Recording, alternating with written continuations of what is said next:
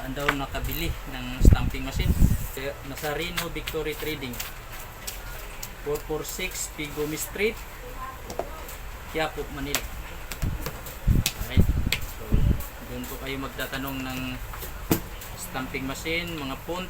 Kung nagbibinta po sila dyan, mga lapit lang po yan sa simbahan ng Quiapo. So ayan po mga kabisdak, panibagong video po tayo. Mayroon po tayong bukbay na yan, nakalagay pa sa tray. Yan, 3 piraso po yan mga kabisdak na hardbound. Yan, kulay dark blue. Alright, so si Garnix na po yung gagawa ng pangalan doon. Tapos tayo mag assemble ng cover at saka mag prepare nitong papel, butas at saka pagtahi. Alright, so ngayon mga kabisdak ay medyo mahina na yung hardbound natin mga kabisdak. Dahil nga maulan at saka siguro ay patapos na talaga yung season ng hardbound. So kaya medyo mahina na. Hindi na gaanong maraming nagpapagawa ng hardbound. Pare-pareho lang po itong tatlo. Kumbaga isa lang yung gagayahan natin na sulat. 3 piraso na. Okay, balik na natin. Okay.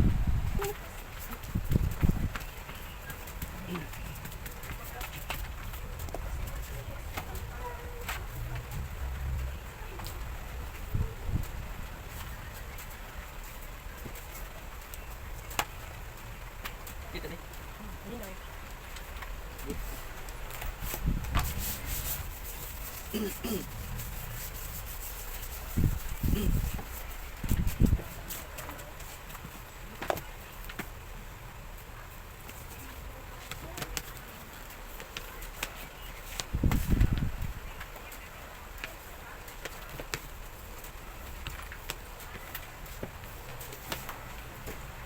Oke kayo.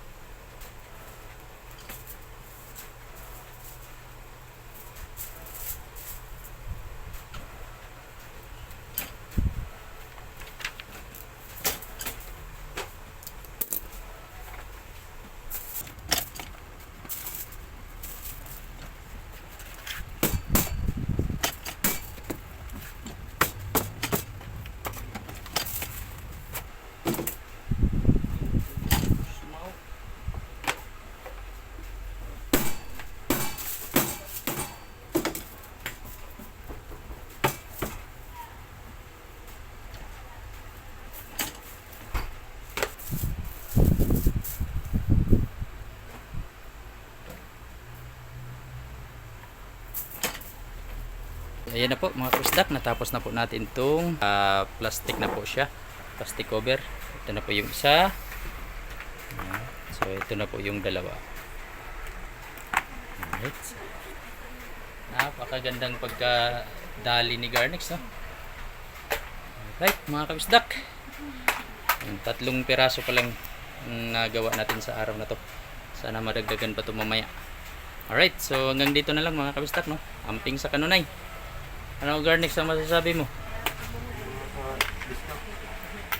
Matumal. Matumal dahil dahil maulan din at saka bakasyon na rin yata.